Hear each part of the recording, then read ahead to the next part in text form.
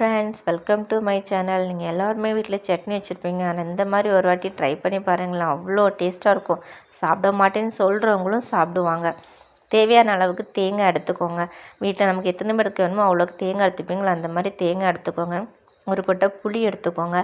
அப்புறமா ஒரு சின்ன வெங்காயம், ஒரு பல் பூண்டு, கொஞ்சமாக கருவேப்பிலை, அப்புறம் கொஞ்சம் தேவையான அளவுக்கு உப்பு எல்லாமே எடுத்து நல்லா அரைச்சி எடுத்துக்கோங்க. இதில் உங்களுக்கு பூண்டு வேண்டாம், இஞ்சி போடணுன்னா இஞ்சி போட்டுக்கலாம்.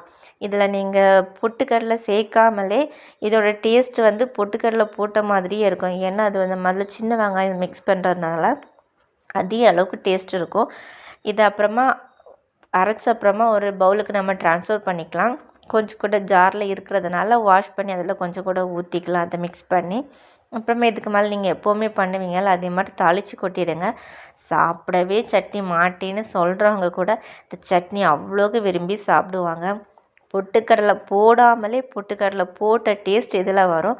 அதுவும் ஹோட்டல் டேஸ்ட்டில் வரும். என்னென்னா அதில் நீங்கள் ஆட் பண்ணியிருக்கிறது சின்ன வெங்காயம் வந்து நீங்கள் போட்டாலே அவ்வளோ டேஸ்ட்டாக இருக்கும். என் சட்னிக்காகவே நான் சாப்பிட்டு தான் போவேன் அப்படின்னு சொல்லுவாங்க. அவ்வளோ டேஸ்ட்டாக இருக்கும். அவங்க குழந்தைங்களும் அந்த சட்னியே சாப்பிட மாட்டேன்னு சொல்லுவாங்க. ஆனால் நான் வைக்கிற சட்னி அவங்க குழந்தைங்க, என் பையன் எல்லாருமே சாப்பிடுவாங்க.